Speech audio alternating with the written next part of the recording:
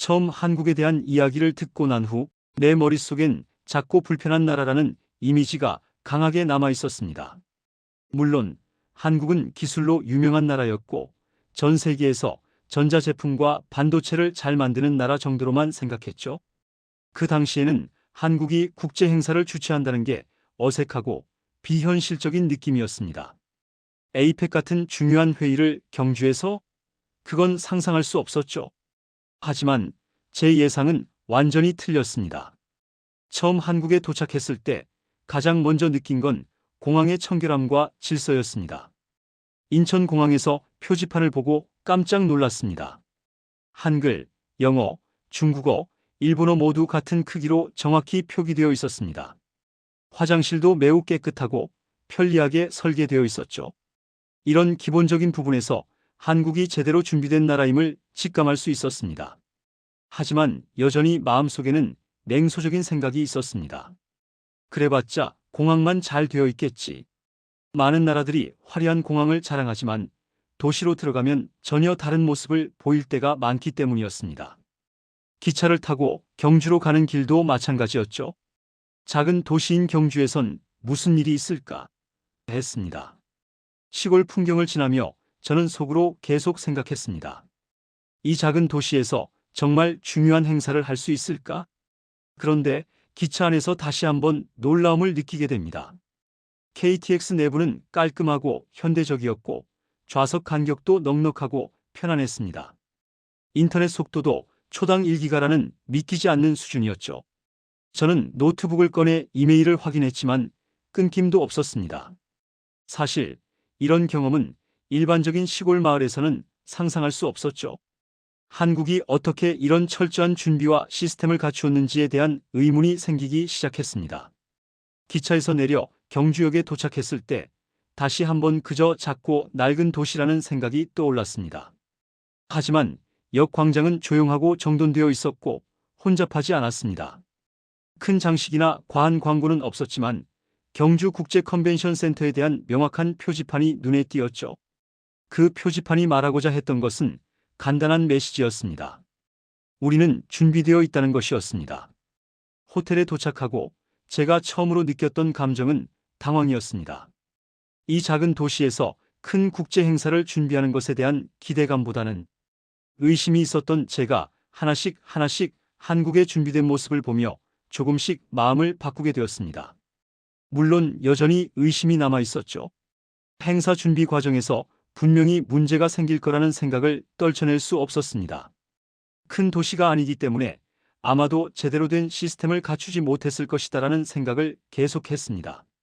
하지만 공항에서 경주로 가는 동안 그리고 컨벤션 센터에 도착하기 전까지 저는 한국이 다른 나라들과 다른 점을 하나씩 발견하기 시작했습니다. 작은 도시, 상상할 수 없는 속도, 그리고 자원봉사자들의 질서 있는 준비는 저에게 깊은 인상을 남겼습니다. 그때까지의 저는 한국을 전자제품을 잘 만드는 나라라고만 생각했지만 여기에서만 보여준 준비성과 질서는 그 어떤 큰 나라들도 따라잡을 수 없는 시스템임을 깨닫게 했습니다. 이 작은 나라에서 국제 행사를 어떻게 준비했는지 그 준비의 깊이를 더 알게 된 순간이었습니다. 한국에 도착한 첫날부터 저의 의심은 하나둘씩 깨지기 시작했습니다.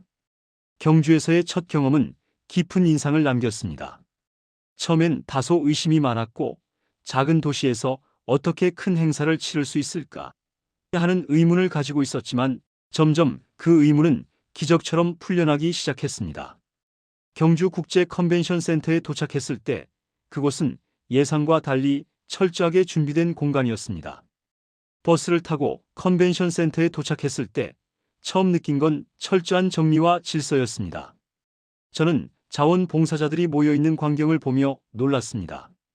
그들은 모두 파란 유니폼과 완장을 차고 있었고 각자 자신의 위치에서 긴장을 놓지 않고 준비하고 있었습니다. 그 모습에서 저는 즉흥적이지 않다는 점을 느꼈습니다. 모든 자원봉사자들은 최소 40시간의 교육을 받았고 이들은 6개월간 준비한 사람들이었습니다. 그들에게는 기본적인 교육이 아닌 실전 경험이 있었죠. 컨벤션 센터 내부에 들어가자마자 저는 또 하나의 놀라운 점을 발견했습니다. 국제 미디어 센터는 정리된 책상과 정확한 위치로 콘센트와 전화선까지 체계적으로 배치되어 있었습니다. 이건 단순한 행사 준비가 아니라 시스템을 갖춘 프로세스였죠. 언어 통역 부스도 6개나 준비되어 있었고 행사 내내 언어 장벽 없이 진행될 수 있도록 철저하게 준비된 것이었습니다. 이건 그냥 형식적인 준비가 아니다. 그때 저는 생각했습니다. 즉흥적인 행사나 서툰 준비는 전혀 없었습니다. 모든 것이 계획적이고 전략적으로 이루어졌습니다. 점심시간이 다가오자 근처 작은 카페에 들어갔습니다. 전통적인 비빔밥을 주문했죠. 음식은 너무 자극적이지 않으면서도 깊은 맛을 느낄 수 있었습니다. 이 작은 부분에서도 한국의 철저함을 느꼈습니다. 자극 없이 깊은 맛, 이건 단순히 음식만의 특징이 아니라 한국 사회의 특성을 보여주는 부분이라고 느꼈습니다. 모든 것이 잘 준비된 것처럼 음식 역시 배려와 정성이 담겨 있었습니다. 하지만 그날 가장 충격적인 경험은 노트북을 두고 카페를 나왔을 때였습니다. 저는 급히 전화를 하러 밖으로 나갔고 15분 정도 지나서야 노트북과 가방을 두고 온 사실을 깨달았습니다. 저는 마음이 급해졌습니다. 만약 노트북이 사라지면 중요한 문서와 보안 자료들이 사라지는 큰 문제가 발생할 수 있기 때문이었죠. 다시 카페로 뛰어가면서 머릿속엔 최악의 시나리오가 떠올랐습니다. 만약 잃어버렸다면 대사관에 가서 여권을 새로 발급받아야 할지도 모른다. 카페에 도착했을 때 놀라운 일이 일어났습니다. 제자리에 두고 온 노트북과 가방이 그대로 있었습니다. 바리스타가 다가와서 말했어요. 돌아오실 줄 알았어요. 그 말을 들었을 때 저는 정말 깜짝 놀랐습니다. 15분이나 지난 시간 동안 그 물건이 하나도 사라지지 않았던 것이었죠. 바리스타는 저를 위해 물건을 지켜주었고 아무 문제 없이 그대로 있던 것입니다. 그리고 바리스타가 말했습니다. 여기선 흔한 일이에요. 한국에선 물건을 두고 나왔을 때 주인이 돌아오면 자리를 지켜주는 것이 당연한 일이라는 문화가 있다는 것에 큰 충격을 받았습니다. 그리고 그 경험은 제게 깊은 인상을 남겼습니다. 여기선 흔한 일이다라는 그 말은 단순한 우연이 아니었습니다. 그것은 바로 신뢰의 문화가 이곳에서 얼마나 중요한 가치로 자리 잡고 있는지를 보여주는 증거였습니다. 그리고 저는 그때 깨달았습니다. 이곳 한국은 단순히 작은 나라가 아니라 신뢰와 문화로 단단히 자리 잡은 나라임을. 그 경험이 끝나고 저는 한국에서 더 큰 교훈을 얻게 되었습니다. 이제 한국을 단순히 작은 나라로만 볼 수 없다는 것을 확신하게 되었죠. 한국은 단순히 준비를 잘하는 나라가 아니라 신뢰와 배려가 자연스럽게 흐르는 진정한 선진국임을 느낄 수 있었습니다. 한국에서 보낸 몇 날의 경험은 그저 단순한 여행이나 방문이 아니었습니다. 그것은 시스템과 문화가 어떻게 완벽하게 결합되어 사람들의 일상 속에 흔들림 없이 자리 잡았는지를 깨닫게 된 순간이었습니다. 그 경험 중에서도 가장 깊은 인상을 남긴 건 바로 한국 사회의 신뢰와 배려였습니다. 한국 사람들은 그 어떤 외부의 통제 없이도 자연스럽게 질서를 지키고 서로를 배려하는 법을 알고 있었습니다. 그날 경주 컨벤션 센터에서의 일은 단순히 시스템의 효율성만을 보여준 게 아니었습니다. 자원봉사자들의 움직임을 지켜보며 저는 그들이 마치 훈련을 받은 군인처럼 움직이고 있다는 느낌을 받았습니다. 자발적으로 움직이는 사람들이었죠. 그들은 지시가 없이도 각자 맡은 일을 완벽하게 해내고 있었습니다. 그 모습은 정말 놀라웠습니다. 그들이 보여준 일사불란한 모습은 한국 사회의 특성을 그대로 반영한 것이었습니다. 이 작은 마을에서 어떻게 이렇게 질서가 유지되고 있을까? 그 질문이 저를 계속 따라다녔습니다. 그러던 중 한국 사회의 질서에 대해 좀 더 깊게 생각하게 되었습니다. 서울의 바쁜 거리, 지하철을 타는 사람들, 거리를 걷는 시민들을 보면 모든 사람이 주어진 규칙을 따르고 있다는 점에서 마치 체계적인 사회처럼 보였습니다. 하지만 그게 통제나 규제가 아니라 문화라는 걸 알게 되었습니다. 한국 사람들은 배려와 존중이 습관처럼 내면화되어 있었다는 사실을 깨달았죠. 기차를 타고 가는 동안 카페에서 자리를 지켜주던 바리스타의 행동은 그저 친절한 것처럼 보였지만 그 안에는 상대방을 배려하는 문화가 녹아 있었기 때문입니다. 신뢰와 배려는 이 나라에서 특별한 규칙이 아니라 자연스러운 생활의 일부였습니다. 그 예로 제가 경주에서 본 소소한 일들이 떠오릅니다. 길을 건너는 사람들은 신호를 지켰고 지하철에 탔을 때 자리가 비어 있으면 자연스럽게 노약자에게 양보가 이루어졌습니다.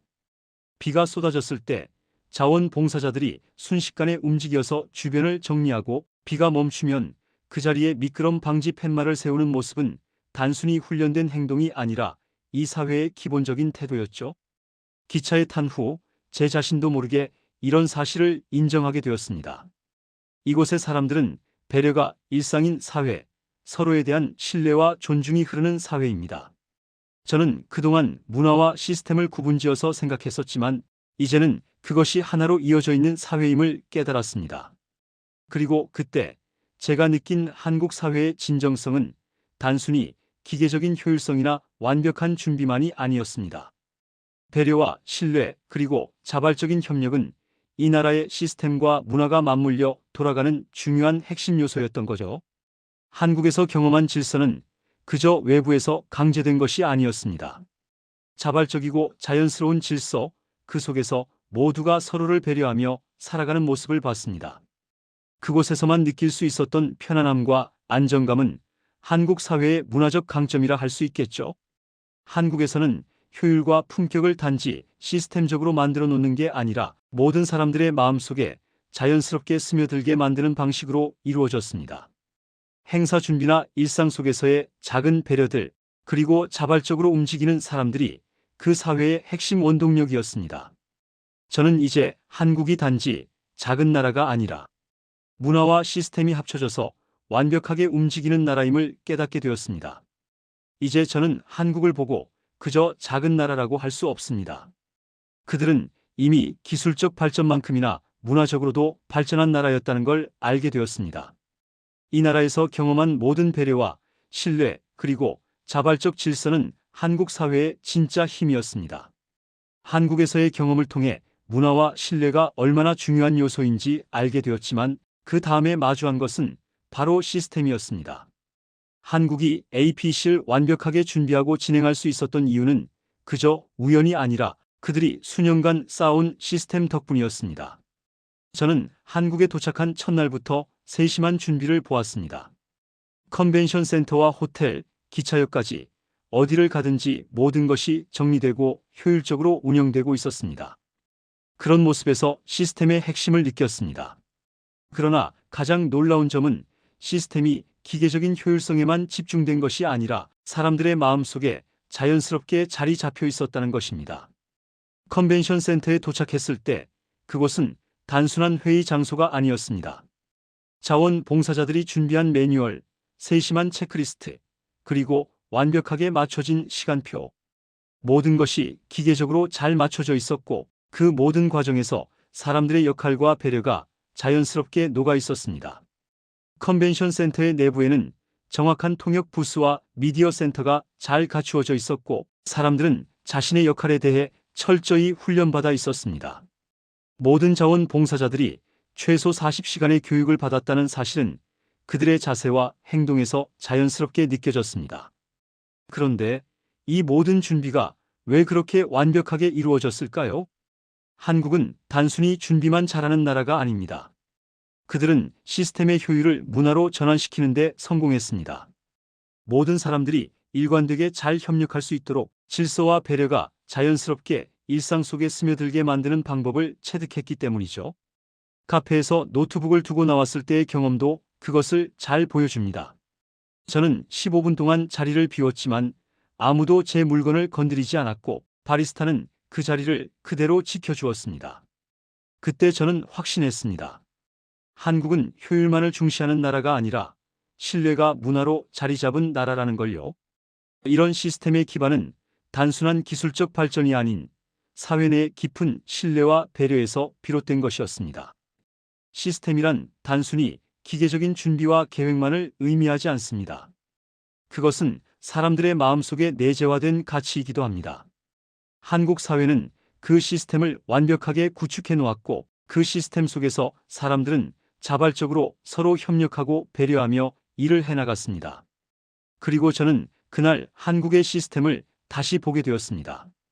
그들이 준비한 상세한 매뉴얼, 효율적인 시간 관리 자원, 봉사자들의 철저한 교육 등은 그들이 얼마나 체계적이고 철저한 준비를 하는지 보여줬습니다. 그러나 그 시스템이 단순히 기계적인 준비만이 아니라 사람들의 마음속에서 자연스럽게 형성된 가치라는 점이 가장 큰 차별화 요소였습니다. 시스템과 문화가 완벽하게 결합된 결과 한국은 작은 나라라는 이미지를 뛰어넘어 완벽한 국제 행사, 주최국으로서 자리 잡을 수 있었습니다. 그리고 저는 그때 깨달았습니다. 한국은 시스템과 문화가 결합하여 만들어낸 강력한 나라라는 것을요.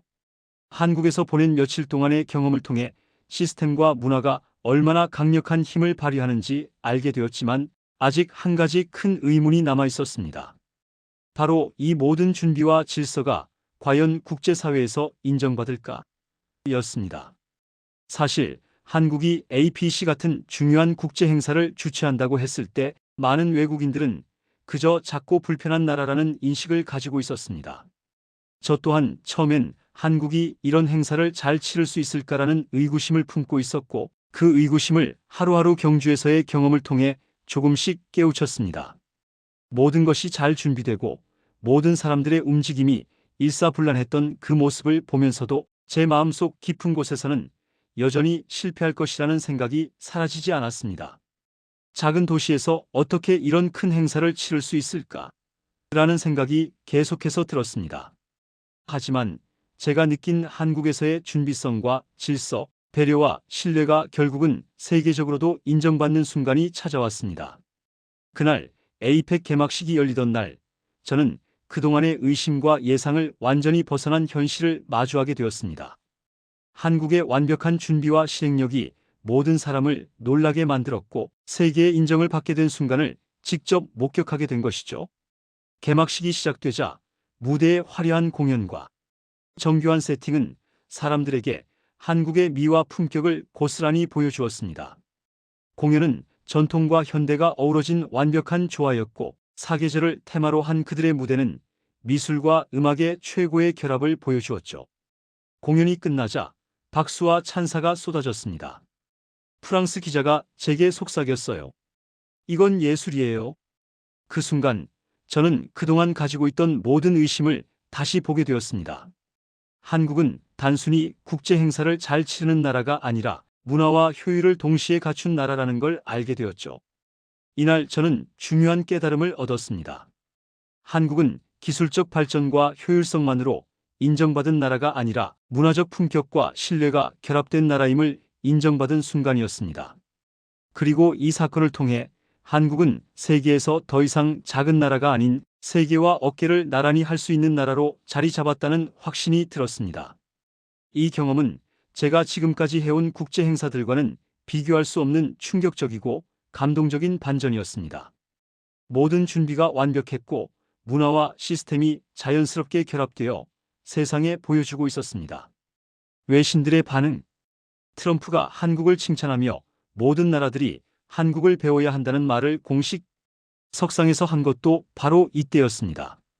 그는 한국의 효율성과 품격 그리고 문화적인 신뢰가 완벽하게 결합되어 국제적인 무대에서 빛을 발한 순간을 찬양했던 것이었죠.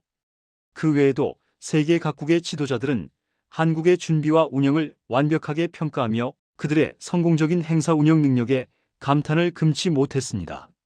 이처럼 한국은 단지 작고 외진 나라에서 국제적인 행사의 중심으로 떠오른 나라가 되었고 세상의 무시와 의심을 명확히 뛰어넘은 결과를 보여주었습니다.